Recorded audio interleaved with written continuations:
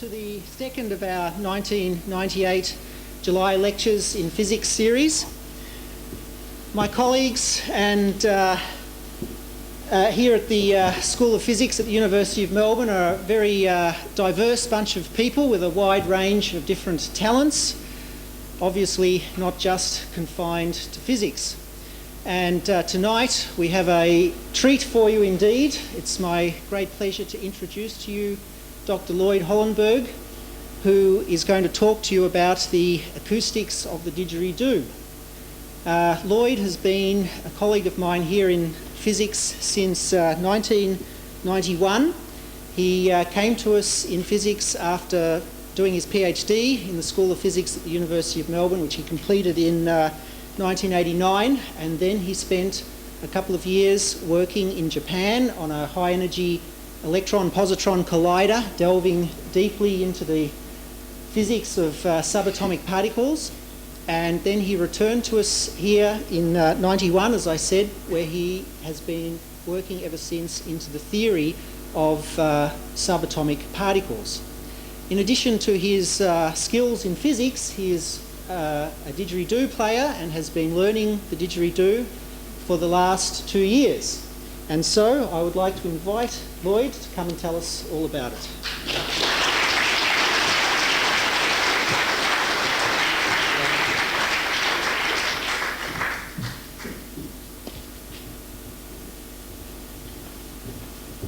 Well, thank you all for coming.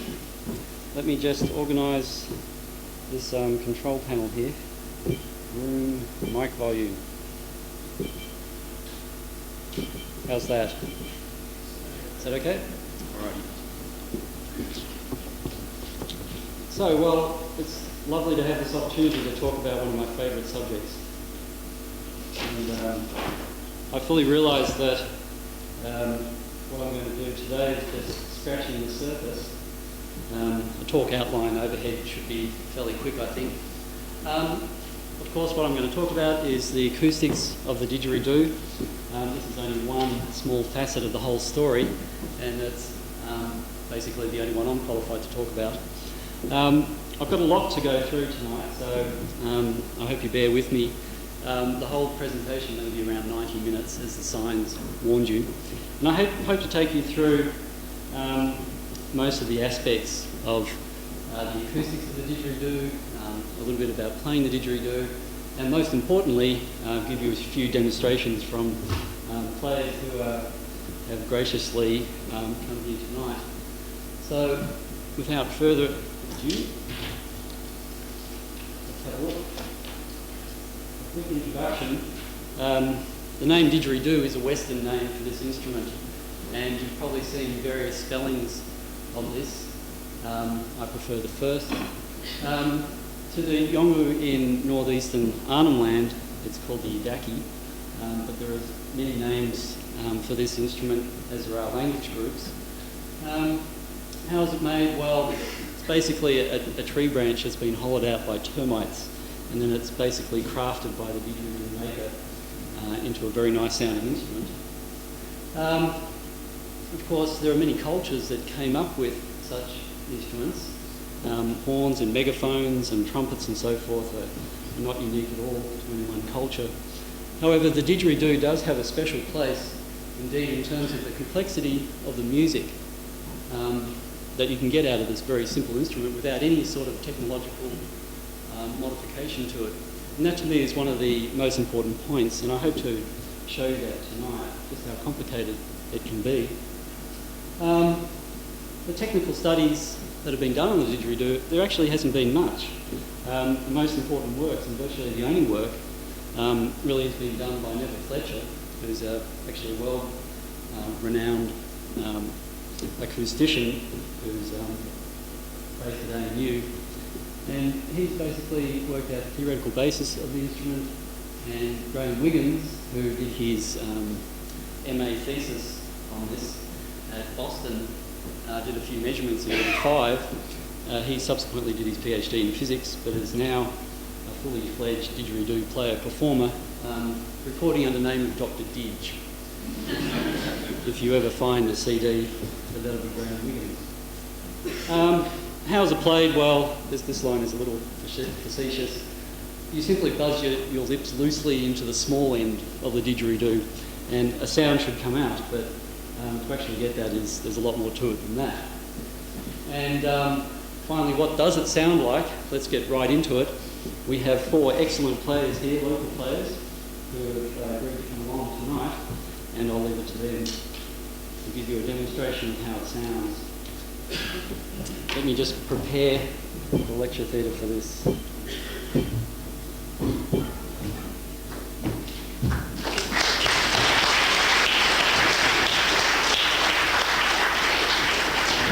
Perhaps I can introduce the players. Kevin Bradford, who's down there, Jeff Shores, Peter Lamshed, and Lou Coladetti.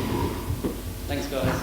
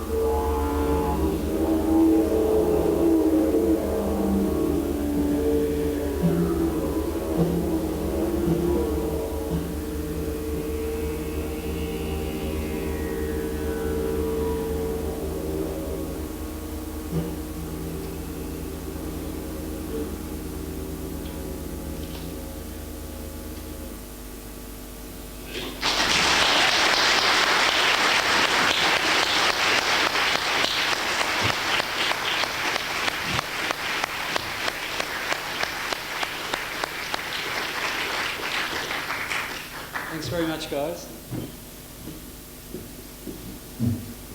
Obviously, it's not a very simple sounding instrument. I have to go through just a little bit of physics, obviously. If we're going to have any hope of understanding the sort of sounds that we just heard, of course I'm not going to talk about understanding the music, we have to start looking at what sound actually is. And with some fairly simple ideas, we can actually go a long way in understanding the notes that we hear when we're listening to the didgeridoo.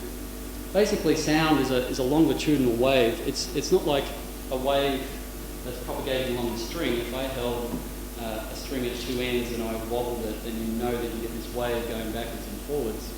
Although it's very useful to use that as an analogy. Sound is more like if you lay a slinky spring on the ground and pushed it at one end, and you would see the sort of condensed bit of the slinky spring just sort of travelling along.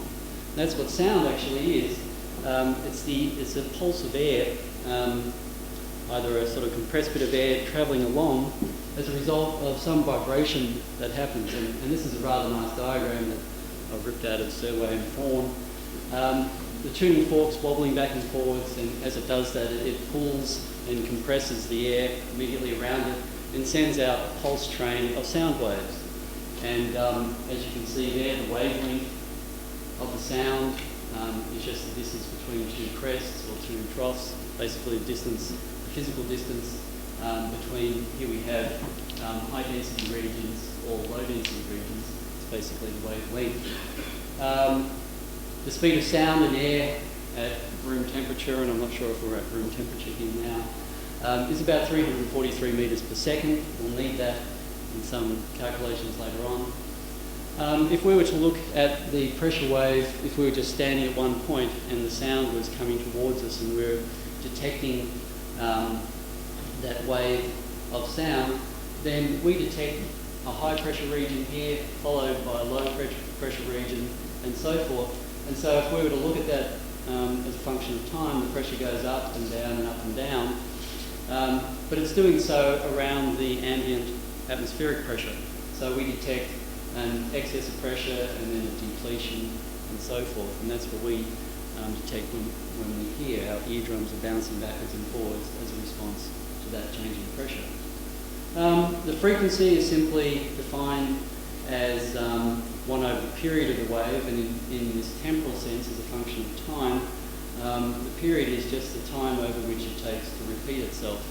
So the time between two successive depletions or two successive maxima of pressure.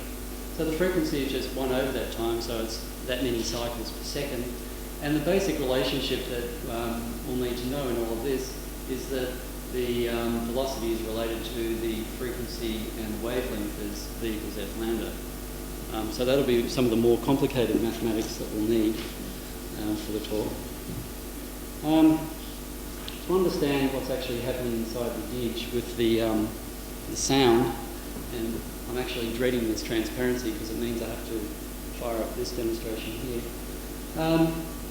Before we do so, what's happening, say we have a pipe that's closed at one end, and that's effectively what we have when somebody's playing the didgeridoo and they have it up against their mouth. They've effectively blocked off one end, even though there's a small opening, that's the lip opening that's opening and closing.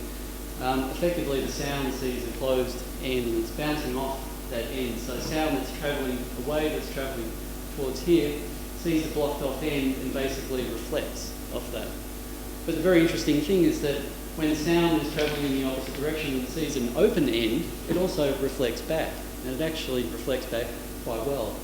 And so, but it doesn't do so right at the very end. It travels a little bit beyond the didgeridoo, if this were a didgeridoo, and would bounce back. And that distance is typically only a fraction of a centimetre, but it does make a little bit of difference to the overall characteristics. So basically, you could have a sound wave bouncing off here and then bouncing off the end, and so forth. And you could have two waves that are travelling towards each other, and if they're not exactly at the right frequency, then they'll just interfere and cancel out. But if they are at a particular frequency, and these are the so-called resonance frequencies of this pipe, they'll reinforce each other, and they'll just keep bouncing backwards and forwards. And they're the particular frequencies that you hear in the didgeridoo. I'll see if I can demonstrate that with this apparatus here.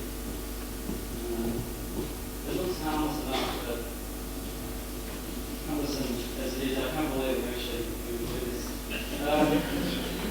There's a gas bottle under here. I don't know if you can't see that. There's a gas bottle, and we've tested it with respect to the fire alarm. That gas bottle is connected to this pipe, and this pipe has about 20 holes in it where the gas comes out. And on the other end, we're going to show over the power lead here. On the other end, we have a sound generator, which is basically a horn, and I can adjust its frequency. So what I'll be doing is sending sound, waves of sound, down this pipe, and they'll reflect off this end and just bounce backwards and forwards. And you'll see the effect of where the pressure tends, where the molecules tends to bunch up, and cause high pressure and low pressure and so forth. So let's see if we can do this without torturing myself.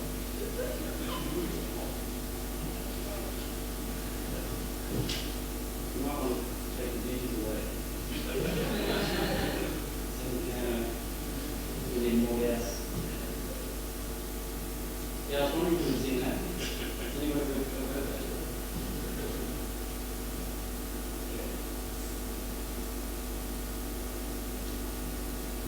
Let's get some new light into it. Audio visual.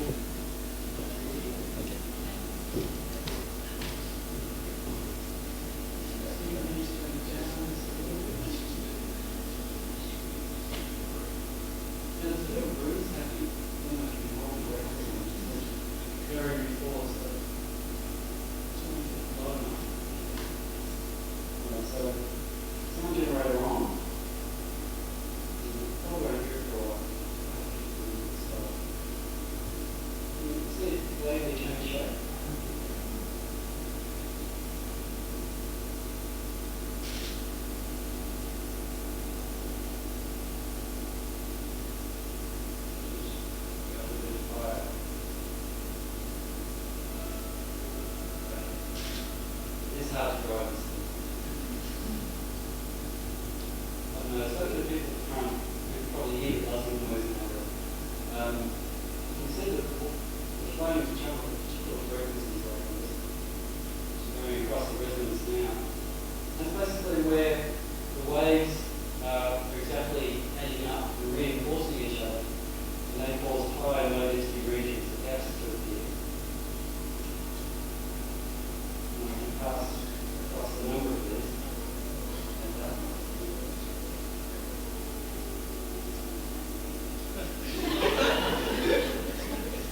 And we're not going to have to set up after this, so you can probably just don't do this at the moment.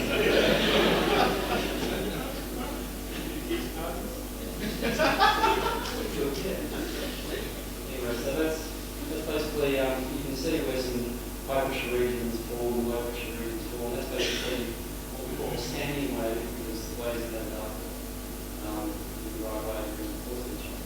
So I can play with this little wave over here. I must remember to turn everything on.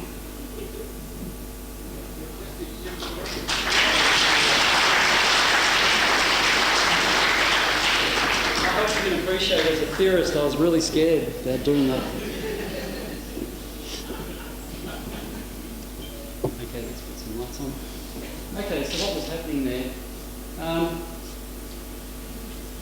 As I said, the waves were reinforcing each other when I had them tuned at a particular frequency. What happens at the closed end to an air molecule is that it has a very restricted motion. It can't move very much. And so it basically stays still, and what you have there is basically a pressure node.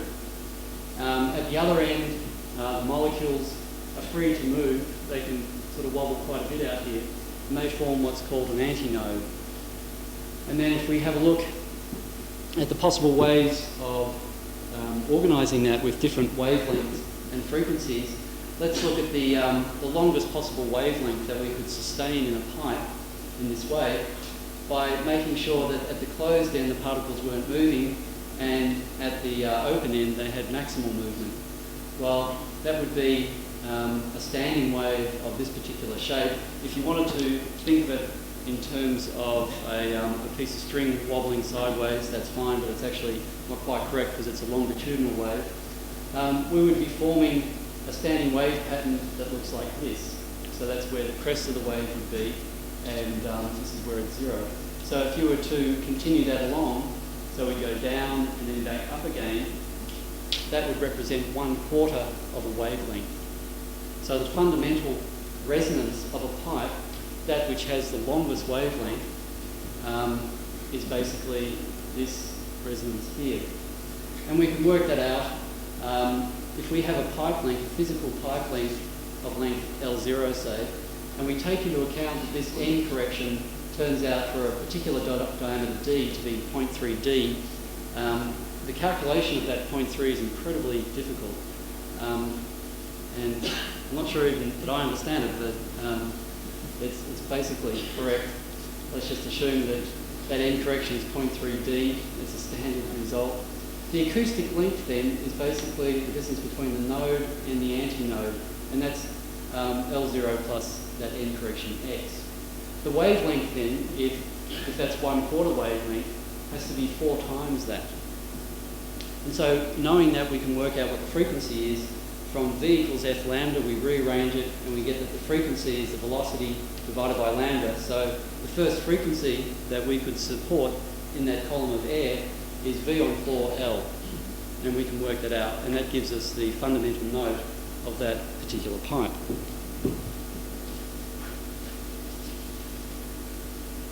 So let's look at carrying that a little bit further, organising for the same end conditions, but putting a node and an antinode in the middle. And so here's our fundamental standing wave pattern. That's V on 4L. We can arrange the same thing by putting a node in here, and the portion of the wave that we have would look like this.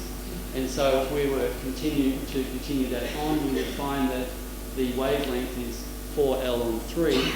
And again, if we then worked out the frequency, it would be 3 times V on 4L because of that 3 down there. So that's the second resonance of the pipe. We can continue that and just keep adding nodes in the middle here such that we have a node at this end and an antinode there. And this time we pick up a 5. And so basically what we have is a second resonance which is 3 times the fundamental frequency, a third resonance which is 5, and you basically pick up all these odd numbers. So you get 3, 5, 7, 9, and so forth, are the resonant frequencies of the pipe.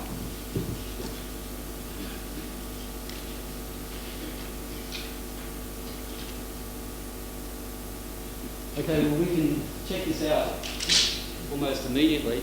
My didgeridoo for the night, I know we have lots of very nice looking ones. Mine's more of a physicist didgeridoo, if I can get it out. So you can see pipe.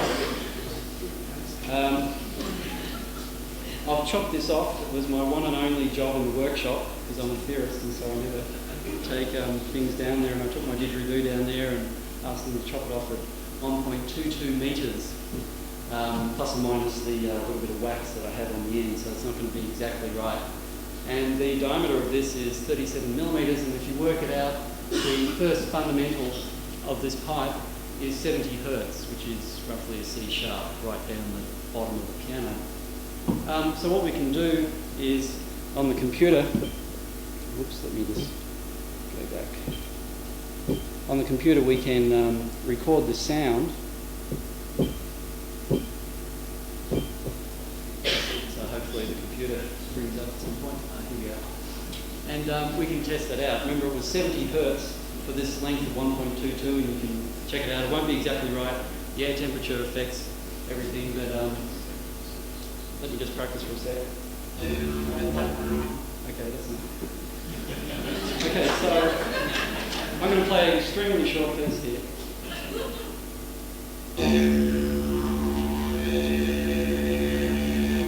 And I made it as boring as possible, so that basically what I was recording was just the ordinary drone of the didgeridoo. So This is the sound wave over that complete interval of time, but we can zoom in on this program. This is a program called Cool Edit. I'm going to zoom in a little bit more.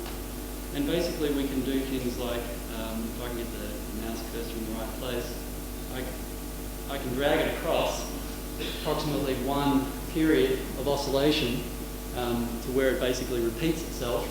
And you probably can't see it, but okay, here's the mouse pointer. For people close by, they can see the time there of that period is 0.014 seconds, which is 14 milliseconds. And basically, if you do 1 over that, you get 70 hertz. Okay, so you can see the main frequency that we're getting there is that 70 hertz. So let me just go back to the overhead. Okay. Right, so it was calculated to be a 70 hertz didge, and you can come and measure this later on if you want to. And this is one that I recorded earlier, just in case the computer broke down or anything. And I've done exactly the same thing. I measure a period of 14 seconds. 1 over 70, which is the frequency, gives us 0.014, which is 14 milliseconds. So the most important feature of the wave, namely where it repeats itself, is over that first fundamental resonance frequency of the pipe. But that's actually quite a dull, uninteresting sound. What's really interesting about it all are these smaller peaks in the wave, and that's what we will move on to next.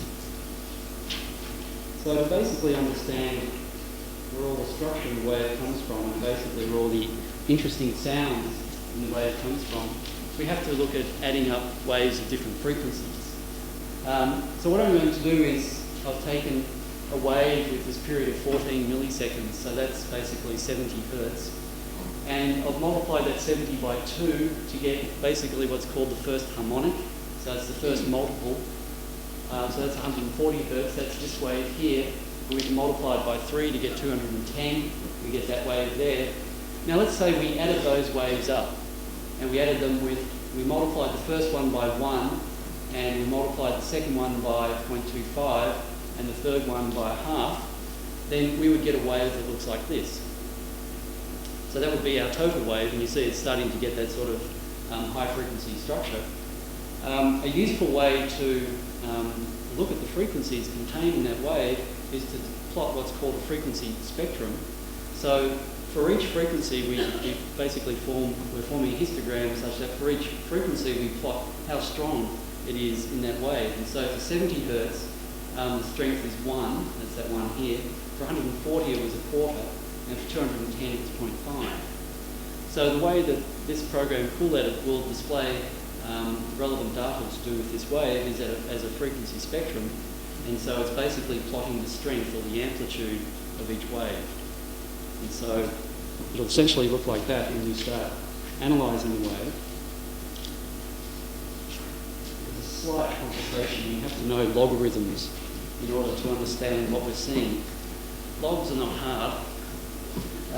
Let's just go through it very quickly. 1,000 is the number which is equal to 10 by 10 by 10.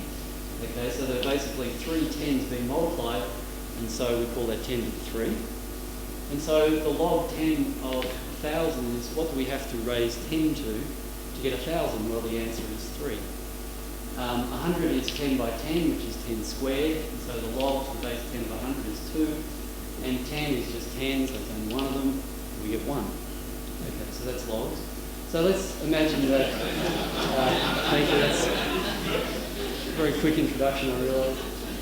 So let's say now we had a wave that was 1,000 times wave 1 plus 10 times wave 2 and 100 times wave 3. Then the frequency spectrum would look like this. We'd have a 70 hertz, a 140 and a 210. And the 140 is really small. On this scale of 1,000, well, I've even exaggerated it there because, well, this is Word that I was doing this on, so I was limited. But basically you wouldn't see this component really. It'd be too small. So what we do is we don't plot the numbers, 1,000, 10 and 100. We plot the logs, 3, 2 and 1. And on the scale of 3, 1 isn't too bad. Okay, so 1 comes up a little bit. And so if we plot it on a log scale, this particular wave, although we won't see the 140 on a linear, on a log scale, that will be clarified and we'll see that. And there's a very good reason for doing that. The reason is that when we hear in a logarithmic way. We hear over many decades of amplification. In other words, we hear over many factors of 10. Let me just briefly go through it to get down to the idea of decibels, and then we can move on with the fun stuff. The intensity of a wave is the rate at which the sound energy flows through a given area. So the intensity is power on area, and the SI units for that are watts per square metre. In terms of these units, our hearing threshold at 1,000 hertz, it varies a little bit with frequency, is 10 to the minus 12 watts per square metre, which is incredibly small. And our pain threshold, and I gather this varies between people, is about 1 watt per square metre. And so we go over 12 factors of 10, basically, in our hearing. So if we were to plot things on a linear scale, we wouldn't see most of the stuff that we hear. So that's why we have to plot things on a log scale. And so that's why I went through logs. The unit that's usually used, although there are many definitions of this, so be careful. Cool that it uses a slightly different definition, but in terms of the relative heights of peaks that we're going to see, we're seeing the same thing as decibels, which is basically we take the intensity of our wave and we divide it by the threshold of hearing. So we're basically seeing how loud is our wave in a logarithmic sense to what the faintest sound is that we can hear, and we multiply it by 10. In these units, a whisper is something like 30 dB, and a jet engine is about 150. I don't know how close you have to be to that. I've got a feeling it's incredibly close, because the pain threshold would be 120 dB on this scale, so it would hurt, so you're pretty close to it. Okay, so that's logs, dBs, and everything. Okay, so let's go back to the computer. I'll turn this off. Menu, computer. Hopefully it comes on. So this is what we've done before, and let me just refresh your memory. There was that little sound bite, my drone. And remember, this was done on a 1.22 metre pipe, and the fundamental frequency was 70 hertz. We can now do this frequency analysis, which is basically that plot that I showed you before. It's on a log scale. It's frequency along here, but it's a slightly tricky scale. I can change this to a linear scale along the bottom, and everything gets scrunched up. Okay, that's kind of okay, but we're interested in all the action down here at the moment, which is the low frequency stuff. That tallest peak is occurring around about 70 hertz, and all the other ones obviously we have to talk about. And that's a linear view, and it goes all the way out to, what is it here, 2,800 hertz. We're not that interested in that at the moment, so what we do is we stretch it out by doing a log scale on the horizontal axis. But don't worry about that, I'm just going to point at the peaks, and this major peak here is at about 71 hertz. So the pipe should be 70 hertz. I know when Kev plays his pipe, it's about 70.5. There are air temperature differences and so forth. But basically, we're getting the fundamental resonance of our pipe around about 70 hertz. Okay, what are the other peaks? We've got a smaller peak down here, and if I put the cursor over that, that's at 143, which is basically 2 times 70. So that's the second fundamental, but that's very small in this logarithmic sense. The next largest one is this one here, which is at 215, and that's 3 times. So basically, we've got a whole series of multiples of this fundamental frequency. That's what's being sounded. But the ones that we see being most prominent are the ones that are resonant frequencies of the pipe. You remember the resonant frequencies were 3 times, 5 times, 7 times. And so here's the 3 times up here, the 5 times, the 7 times, and so forth. Okay, so they're going to be the strongest ones because they're resonant with the pipe. We have a nice little bump feature here, which we'll talk about a little bit later on. And that's extremely important because it's relatively high and quite broad, we hear quite a bit of that. That's basically a resonance in the vocal tract. And a lot of what you were hearing when you were hearing the four guys play, a lot of the character of the sound actually was coming from the vocal tract, and certainly a lot of the calls that you could hear, the animal type sounds, were basically being vocalised and sent down to didgeridoo. Okay, so that will be important for later on, but I'm just going to talk about these lower frequencies first. Okay, so let's go back to the overheads.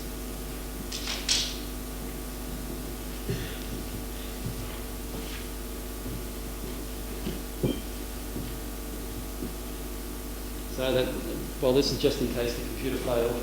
It's all the information I've just thrown at you, except the numbers that I measured are slightly different.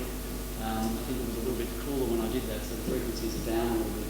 But I've basically done the same thing, and you see that the odd harmonics are dominant over the even ones.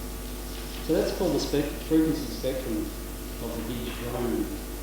But there's also another sound. I'm not sure if we actually heard it when you were playing. Did anybody do a toot? An overblown note? There are a few of those? Yeah. I was probably concentrating on what I was going to say. Sorry about that. This is the overblown note, which is basically using this pipe as a horn. We see the fundamental F1 is what you basically hear. It's the main note that you hear when you play the drone. But you can play a didgeridoo as a horn and excite the first resonance of the pipe, which would become effectively the fundamental of the pipe. And if we looked at the frequency spectrum of that, we would see multiples of that first resonance. And to do that, you simply tighten your lips and blow harder, and you get a horn sound. Good players can do that over a few more high ones than I can, and they can incorporate it in their playing in a very smooth way and punctuate any rhythm that they're playing. Let's just have a look at the frequency spectra of such a sound. The one I just played then, which I'm not too embarrassed to do because I can hit it pretty easily, is basically three times that fundamental. And when I measured it beforehand, it came out to be a 208, which is close to 210. And it's basically this peak here in the spectrum. And then all the other peaks are basically multiples of that frequency. And they're relatively low. There's not much coming from the vocal tract. There's not much of a resonance there. And when I'm really straining, I can do the next one up, which usually sounds really bad when I do it, so I'm happy just to present the data like this. And that basically comes out to be about 350 hertz, which is 5 times. So if you're listening to these toots, it'd be 3 times frequency and 5 times frequency, at least for this particular point. Okay, Jeff. Jeff is going to give us a demonstration of a good player playing these toots. So let me work this console. Here we go, Jeff.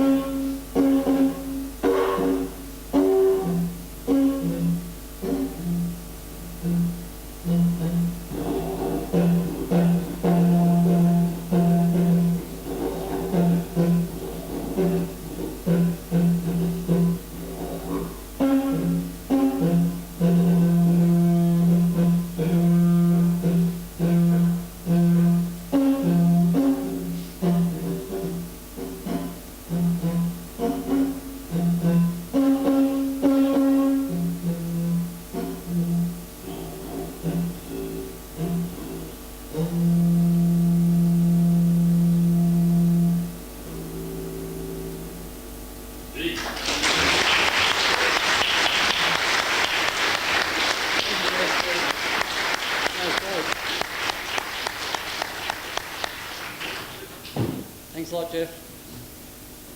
So you probably heard quite a few of the resonant frequencies there, being played as the fundamental. So that's the overblown note. That's one of the features that you hear in the drone. Let's just talk about, very briefly, things musical. This is a photo of my very old clapped-out piano. Where we're actually listening to, if A, middle C is basically here, and A440 is there. The ratio between octaves is, of course, 2, and so 440 goes down to 220 hertz, 110, 55. This is basically the region of the didgeridoo on a piano. Let's forget about equal temperament and everything like that. What length does that correspond to? 55 is basically around about 1.55 metres for a straight pipe, and 110 would be a reasonably short one, 0.77. And when we play the first horn, which is 3 times that drone note, we're basically up around that frequency there. 3 times 55 is going to be 165, and that'll be in this region around there. I don't exactly know what note it is. So that's where we are musically in terms of the notes that we're playing. As I mentioned before, temperature has a small effect on the pitch, so I'll hide behind this whenever the calculations don't work out. But more importantly, and this must frustrate didgeridoo players who are trying to make their didgeridoo to a certain note, which you might do if you're going to play with other instruments, for example. If you don't, you generally don't worry about it. But the shape can have a large effect on the resonant properties of the didgeridoo, not surprisingly. And this can be very difficult to look at in general, but we can consider a few simple cases. And the first obvious extension to the straight pipe is the flared didgeridoo, so something that has a straight uniform flare. And the most common question I've had when people find out that I'm trying to understand the didgeridoo and the fundamental frequencies is they present you with 2 didgeridoos that are basically the same length, but they play completely different notes, and they say, well, you know, why is this then? Your theories just aren't right. And well, it's basically because these didgeridoos have a different shape, and we can see what happens when we add a flare to the formula, as it were. Straight pipe, as we saw, the basic equation is V on 4L is the basic calculation for the fundamental frequency, and you multiply that by odd numbers by doing this. It's interesting, a lot of people might not know that if we have a perfectly conical pipe, we don't get 3, 5 and 7, we basically get 1, 2, 3 back again. Oh, sorry, we get the even 2, 4, 6 numbers if we have a conical pipe. In terms of Western instruments, a straight pipe, a good example of that is a clarinet, and a conical pipe would be something like an oboe. It comes down to a very small reed. And these have completely different sounds. Let's look in general at the flared pipe. For a didgeridoo, we don't come down to an exact point. It comes down to some finite diameter at the end there, and it goes out to some different diameter, say D2. We still have the same end correction here, which just depends on that end diameter. And our length of our didgeridoo, our effective acoustic length is the physical length plus that end correction. Now, if you solve the equations to find out what the resonant frequencies are, it's actually very difficult to do other than in the approximation where this diameter isn't too much bigger than the mouthpiece diameter. And in that small flare approximation, the basic formula comes down to this. Okay, so well, it's a little more complicated now, but you can see the basic number V on 4L is here. We've got the oddness of the numbers out the front, but we have all this other stuff that we have to worry about. So you have to put into a computer or something to work it out. But it's possible to work out then the resonant frequencies of the flared didgeridoo. If you were going to do this exactly not in this small flare approximation, so this is for the mathematicians, this is the equation that you solve, and I've got a computer program that does that, and you solve it for f. I know I've got fn equals, but there's actually an f in there as well, so you have to do this systematically. But you can do this on a computer, and basically what I've done in this table is taken my test didgeridoo of 1.22 metres. I've kept the same mouthpiece end, but I'm theoretically widening the other end of it. So remember the diameter was 37 millimetres, and so if we keep the end diameter at 37, then we basically out of this formula get essentially 70. It wasn't spot on, but it was close enough. 70, 210, 350, so that's a straight pipe. But now, if I take a pipe that's slightly different, and I've got an example here, which is my other didgeridoo for the night. It's popular to actually put one piece of PVC into another one, like so. So you can actually tune this didgeridoo and make it a different frequency if you want. I can get this out. A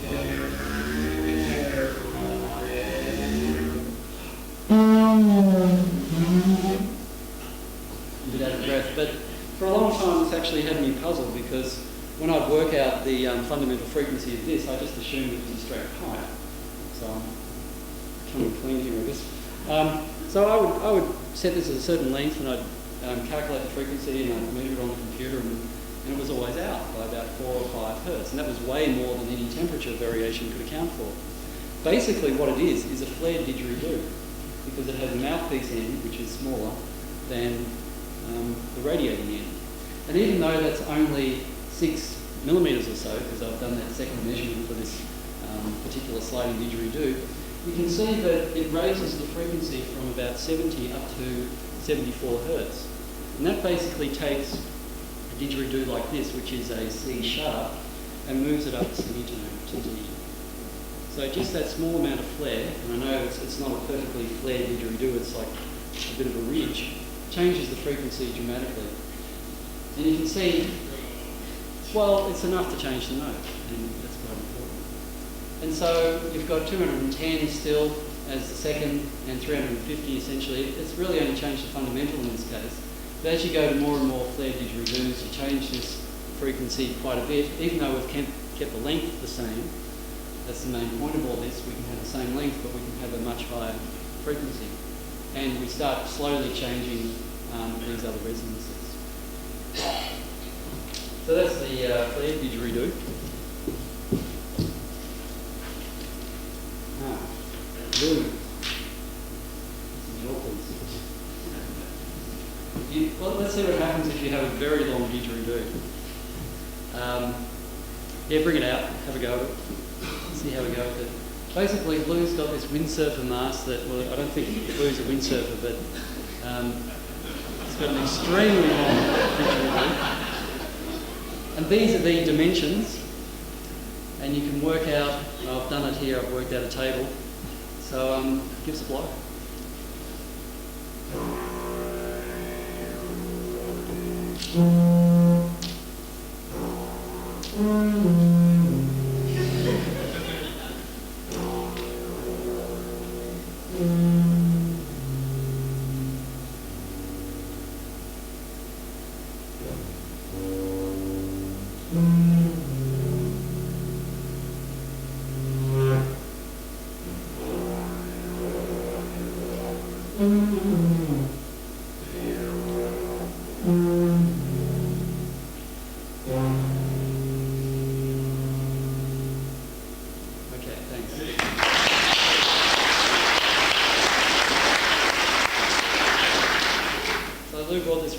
The other day, and it wasn't easy to get inside. But we measured basically the resonant frequencies of this didgeridoo when he was playing these different horns. If you calculate it, the fundamental is 21 hertz, and you can't actually excite that. It's just too low. Your lips would have to flap around just too loosely to actually play that. Maybe some people can do it, I don't know, but that was beyond both our reach. The lowest one you heard, basically what you heard as a drone note, was this frequency here, 58 virtually. And that's essentially the second resonance of the pipe. And it sounds like a didgeridoo drone of a much smaller pipe. It's just higher than an A. So it sounds like a pipe of about 1.6 metres. That's because we're exciting that first resonance. And then I think we were able to get basically 4 different notes there. Somebody might like to try later on and see if they can get this higher one, but neither of us can do that. But now you can essentially see how the notes come about and how they actually measure up quite well to that simple theory. There are other modifications to the shape. There are forked didgeridus. You can see one over there. So basically the ants hollowed out in two directions, and that was made into a didgeridoo. Acoustically, what's happening here is incredibly complicated, and I don't claim to be able to understand it very well, other than if you put a hole in the end of the pipe, say a few inches away from the end, you basically shorten the effective length of that pipe acoustically, and you raise the pitch. But when you put a rather large pipe, let's say at this position, it's not so easy to work it out. Basically work out what the fundamental frequencies are. Kev, I'm going to bring it up. This sounds absolutely great. I should mention that the notes of this didgeridoo, if you just blow into it with your hand over it, then what was it? It was a C sharp or something. Yeah, and now if you take your hand off it,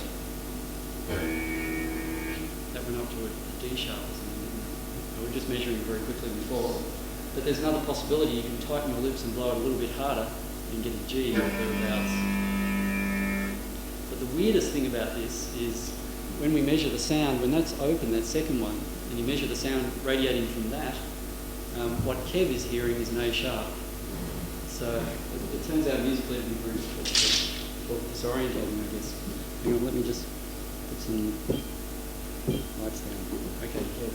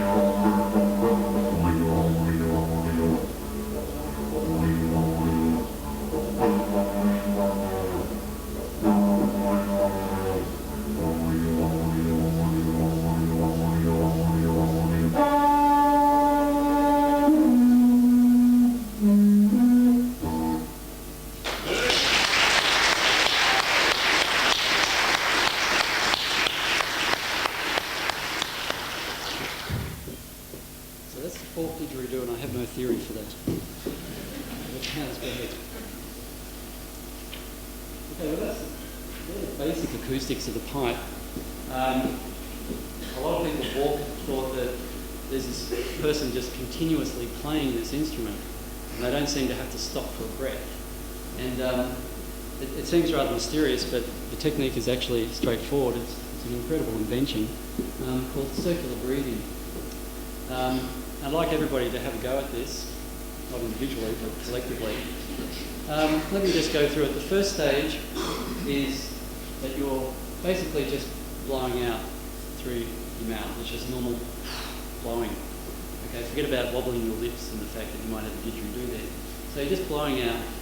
And then you store a little bit of air in your mouth, in your cheeks, and you close out the back of your mouth so that you can apply pressure to your cheeks and squeeze that air out. Instead of your muscles down here doing it all, it's your cheeks that are then blowing that air out. In that very short time, you can then, because the back of your mouth is closed, you can take a quick breath in through the nose and top up the air that you were losing. Okay, and then the third stage, so these are really coupled, you are squeezing the rest of the air out of your mouth and making a smooth transition. I think this for me was the hardest bit, and I think this is the hardest bit for most people, is to make a smooth transition between squeezing with your cheeks and having the back of your mouth closed, and then opening the back of your mouth and letting the air out. Okay, so basically fill up your cheeks. Everybody try that. And blow the air out, just with your cheeks. Okay. Yeah, the ditch players can turn around. Okay, now fill up your cheeks. and blow it out with your hands, just press. This is where I wish I had a camera.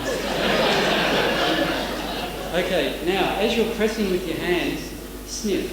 Just eccentric. Like that. Can anybody do that? I know it looks silly. That's basically circular breathing. Everyone doing it? Well, it sounds continuous to me. I don't know about that. So, if you can do that while you're actually playing the drone note, then with those small snatches of air, you can keep your lungs replenished.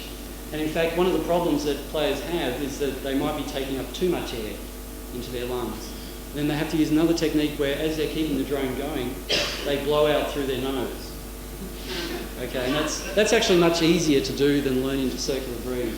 So you just got to be aware of how much air you have in your lungs, so that you know that that feeling is not, oh, I need more air.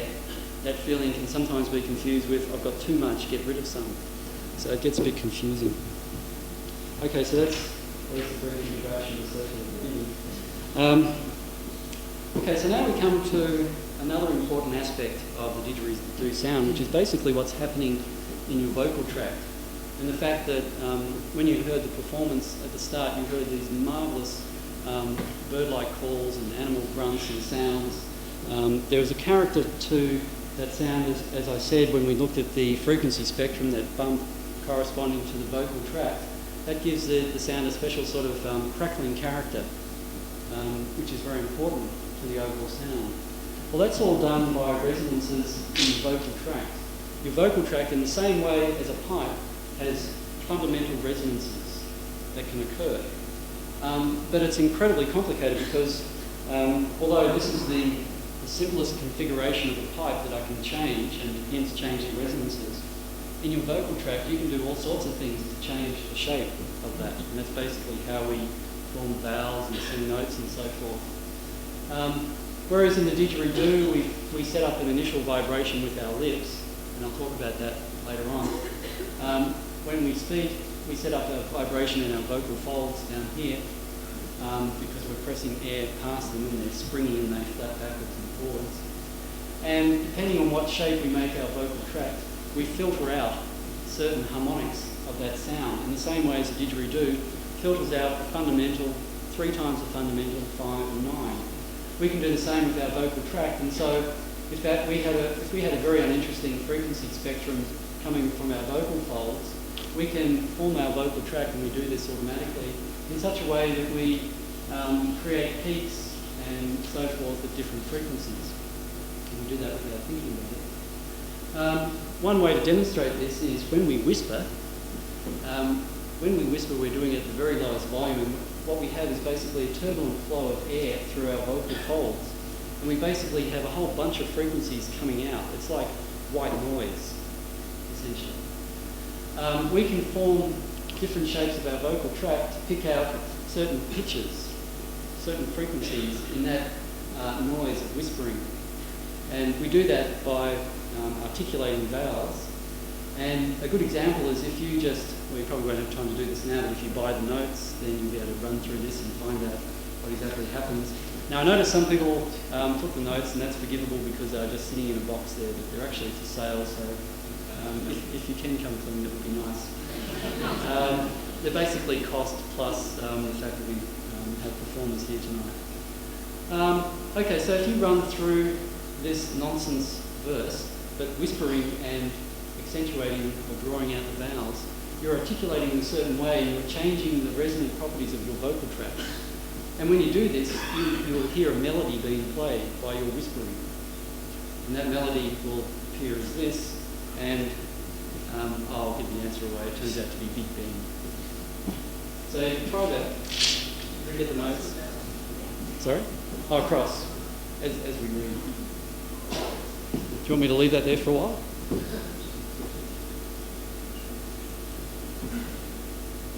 In a way, it's much better if you don't have the answer. So you're filtering out certain frequencies, and these vowel articulations correspond roughly to these notes, but they have to be followed by certain vowels as well. So is a very quick introduction to how the voice works. But it's an incredibly complicated physical system to understand. It's much more complicated in a sense than the didgeridoo, although the didgeridoo is coupled to this. Well, this brings us to a related topic. Harmonic singing. I don't know how many people have heard harmonic singing. It comes from the Tuva, Mongolia area, and it's called Kumi singing. Harmonic singing is basically by carefully controlling your vocal tract, and you need a lot of training to do this, you can emphasise, you can then hear the drone note or the note that you're singing, plus notes that appear on top of it. And that's because you're articulating in a certain way to filter out certain frequencies such that they sound quite loud. And we have a very fine exponent of this in Dean Frankel, who's going to give us a demonstration of harmonic singing. So if you haven't heard this before, you're in for an incredible treat. Dean.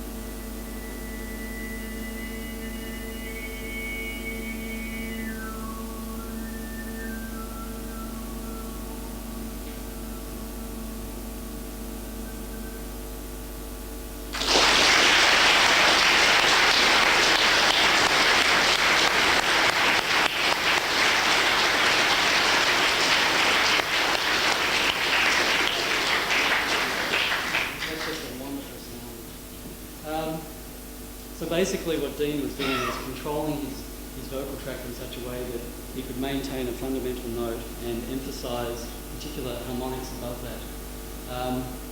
Perhaps, no, we might not have time, but I thought about taking a spectrograph of Dean while he's singing. A spectrograph is basically another way of seeing the waveform as a function of time. Time is along here, and the frequency is vertical, and anything that's bright represents a lot of that particular frequency. This is me on a late night trying to get a spectrograph of harmonic singing just in case the computer crashed. And when I really, really try hard, because Dean has given me just a few quick lessons, I can achieve a second note, although it's a little fuzzy and blurred, and it should be a lot clearer, I think, when Dean does it. But basically here is a drone note along here, and you see the appearance of the second note because there's basically more of that frequency appearing over a background where there's relatively little. Okay, well the same principle can be applied when we play the didgeridoo. We can move, we can change our vocal cavity shape by moving the tongue around in the mouth, and that changes the resonances of the mouth, and those resonant frequencies propagate down the didgeridoo and get radiated. We can actually sing or even talk down a didgeridoo while you maintain a drone, while the talking doesn't sound quite distinct, but you can make it out. One can vocalise, as I said, and then form grunts and growls and bird calls and all sorts of things. Or just by articulation, you form some really intricate rhythms. And so you might not sound like you're doing this, but you would be thinking about articulating various words like that, known as speech, om tak dik doit, all sorts of things that makes your mouth go in the right way. Heat. We'll give us an example of some of these. Want me to leave the overhead on? Yeah. Okay. Okay, well, first of all, changing the tongue position doesn't change the fundamental resonant sound of the didgeridoo, but adds a character in there, a frequency that you can probably hear changing in the same way that Dean was changing the overtone note.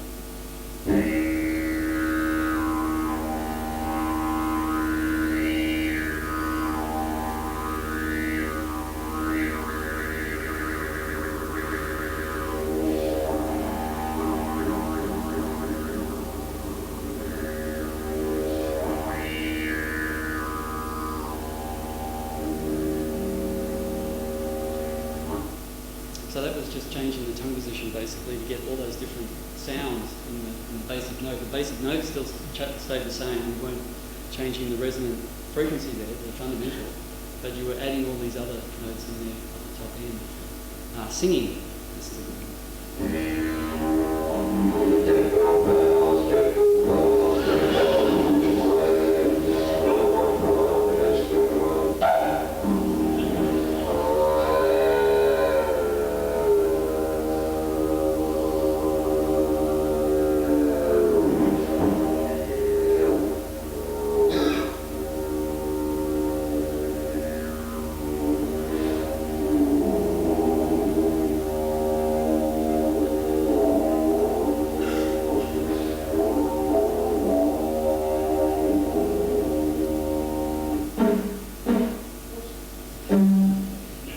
So I think you're basically doing both of those, and there's a bit of vocalisation in there. Do you want to do a kookaburra, people?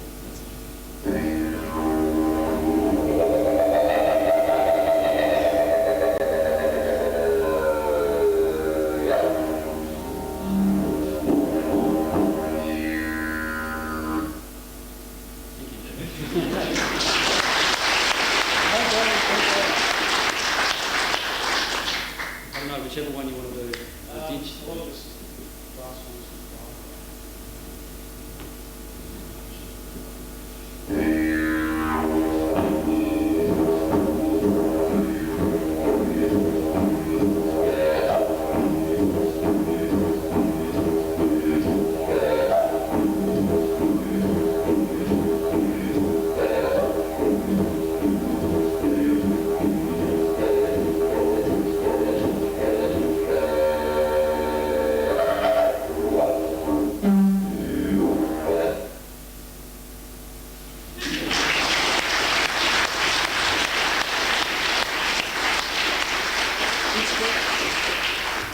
Okay, so you can see there's a lot of incredibly complicated things you can do with the didgeridoo. Combining all that together creates incredibly complicated and complex music. But I won't get too much into that. Dynamic acoustics. So far, I've mainly been talking about resonant frequencies of the pipe. If we now want to understand more about what's happening, we need to consider what's actually happening with our lips and so forth, because they're the things that are actually generating the sound. And this is much more complicated to do. We'd like to know how the standing wave is basically generated, and that's really the lips moving backwards and forwards at a particular frequency, very close to the resonant frequency. We'd like to know how these odd and even harmonics are being generated and in what strength. So when we look at a frequency spectrum, we can understand that. And somehow we'd like to work out the precise effect of the vocal tract on the noise. This would be to understand noise, music, sorry. This would be to understand the sound that we're hearing. And to do that, this is still known, of course, as musical instrument acoustics. It's incredibly complicated. Most instruments evolve, I guess, by trial and error, and not by working them out from first principles. To work them out, you need biomechanical modelling, which is incredibly difficult to do, finding out what parameters are what and so forth. And of course, you need a computer to simulate all this. And this has been done for many instruments. It's standard for a lot of Western instruments, and it's virtually finished, I guess, for a lot of these. That hasn't been done for the didgeridoo at all. And This is the sort of work that I started getting interested in about a year ago, and I still haven't finished. It just takes forever to actually do these calculations.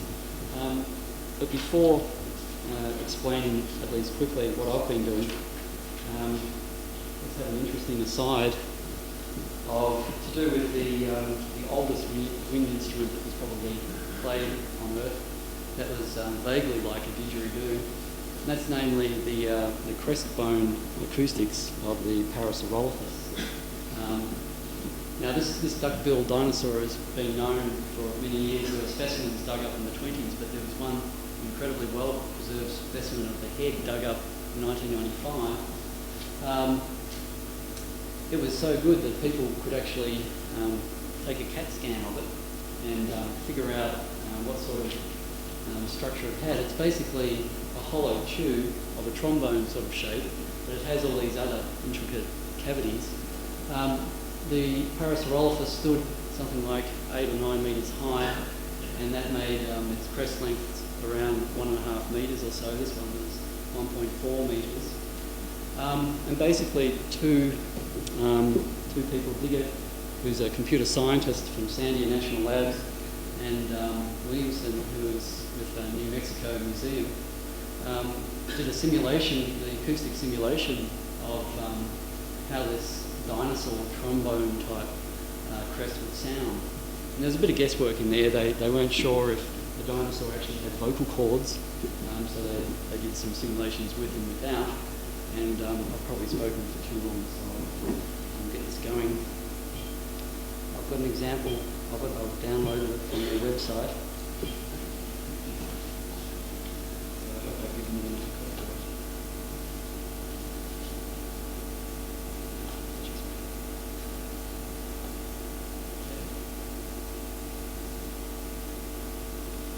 Okay.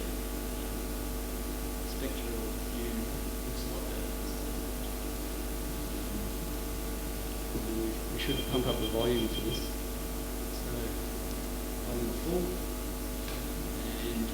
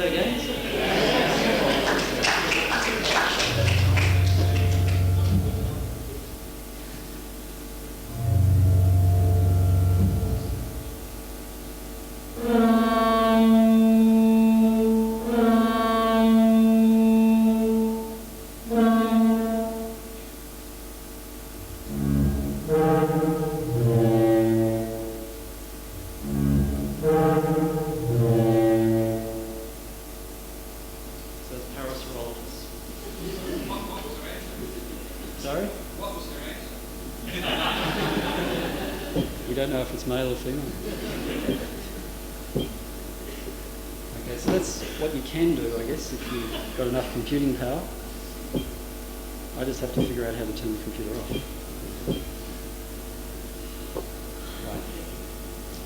Right. Okay, well, I know that was only marginally relevant, but it was entertaining. Okay, computer studies of the didgeridoo. We've just been studying this. The most important aspect, if you were to understand the dynamical acoustics of the didgeridoo, is the lip motion. And if we were to look at the lip motion in a trumpet or a horn and look at the lip opening area as a function of time, that's going up and down in a roughly sinusoidal fashion and only just closes each time. So the lips are basically just meeting and going apart again. So it's reasonably smooth and pleasant. When Graham Wiggins did some measurements, and these have to be confirmed, he found that the lips in the didgeridoo were kind of slapping closed, sticking for a little while, and then spurting open very quickly. And roughly speaking, it would look like this, where it actually stays closed for an appreciable fraction of the cycle. It sort of is a half-closed cycle as opposed to this very briefly closed cycle of the trumpet. So in this sense, the didgeridoo acoustically is actually fairly complicated. And so one has to take that into account. The basic model that I've been looking at is very similar to the models used in understanding brass instruments.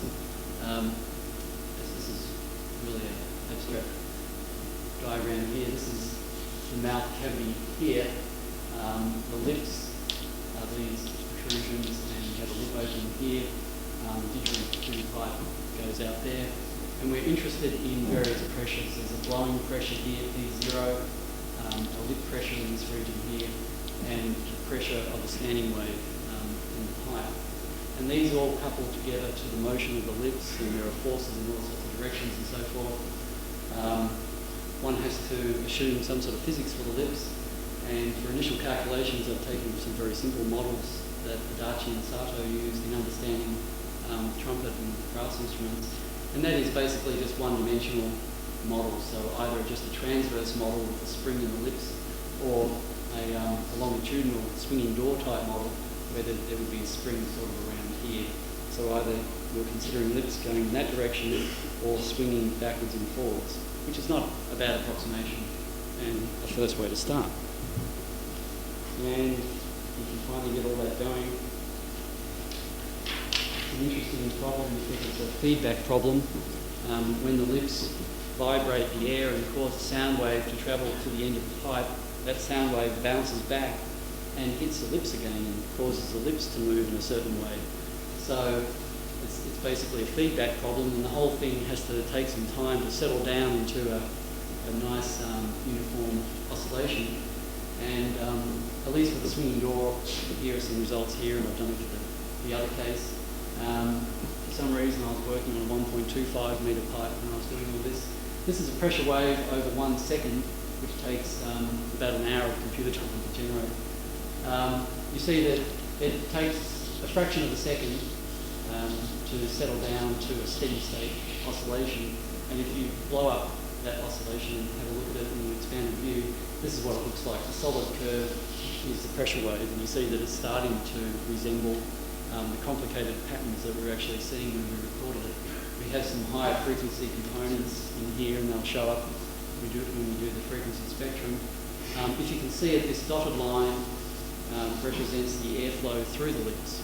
And it's actually a very complicated airflow, highly nonlinear, and is what basically creates a lot of complexity of this wave.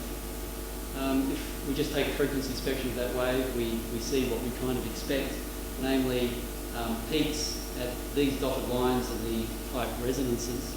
So we get a couple of strong peaks at the odd harmonics, and we get slightly weaker peaks at the even ones, and everything is just falling off, as we saw before. But the other feature is not there. We don't have this bump because I haven't put a vocal tract on this didgeridoo. So there's no possibility of having resonance from the vocal tract. So this is basically looking at the generation of harmonics at the low frequencies to see if that's possible to understand from first principles, which it seems to be because it's not too different from a brass instrument. So I know there's a lot more that I could go through, and I've probably tried to go through way too much, but I've been trying to keep it under an hour and a half. I hope to have given you some flavour of how complicated this instrument is. And in fact, the paradox of this instrument is that it is so incredibly simple looking, and yet has an incredible variety of sound and music that can come through it. And Trevor Jones has this wonderful quote, and to me it really is a superb and quintessential example of mind over matter.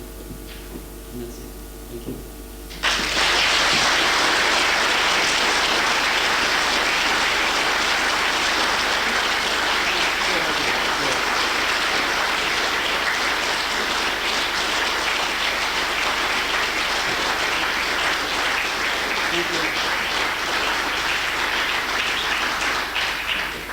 We're actually not done yet.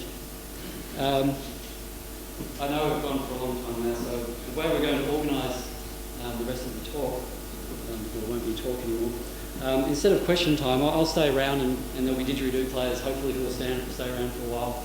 And if you have questions, you can come down and ask us. But instead of question time, we're really fortunate actually to have a special guest, namely one of the top players in Australia.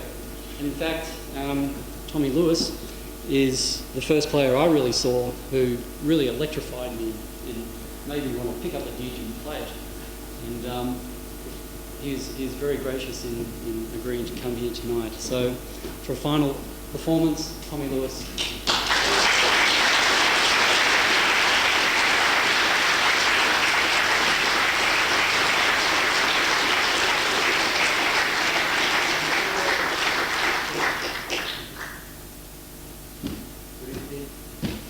I don't know how you lot do it.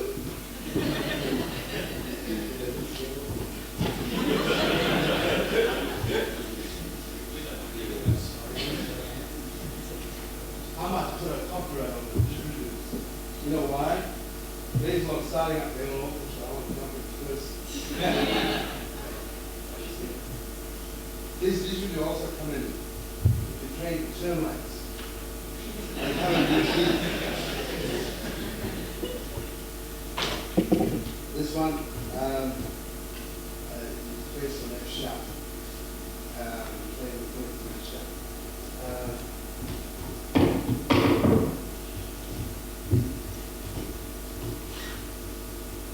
This is all Australian made, by the way, too.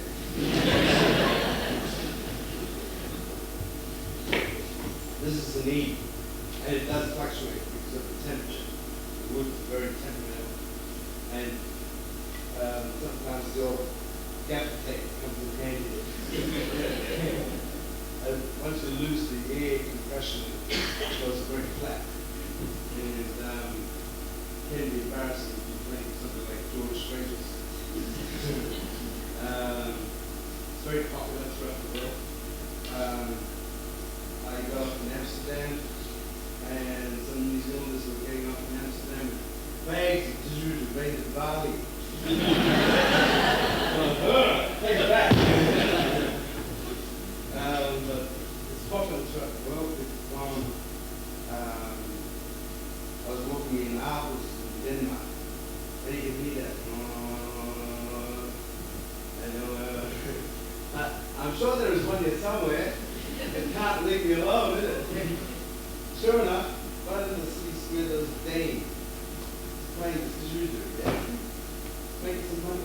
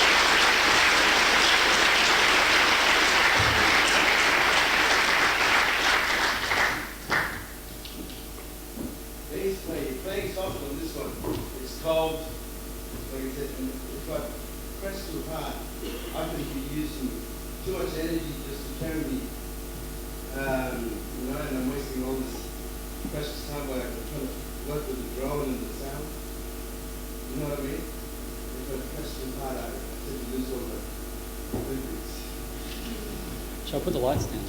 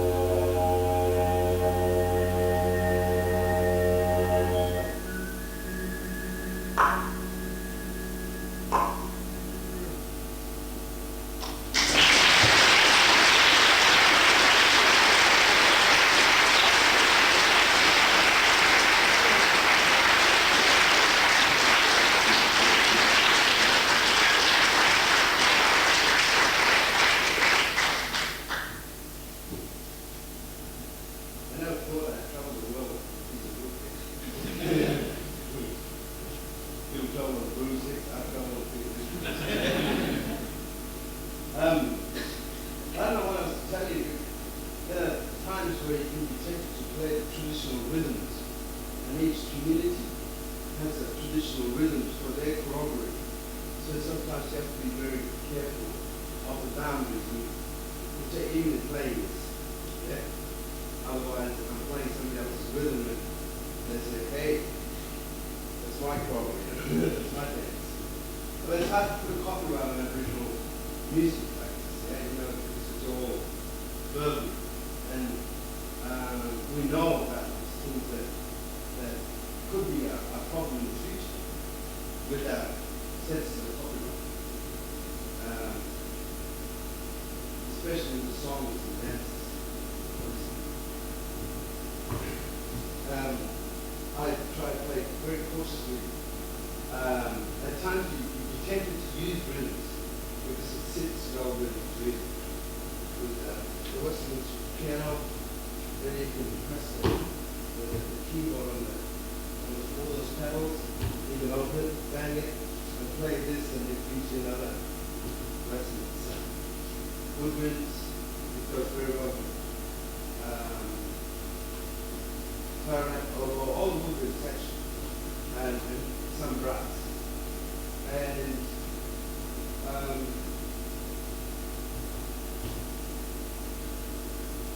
with the woodwind section,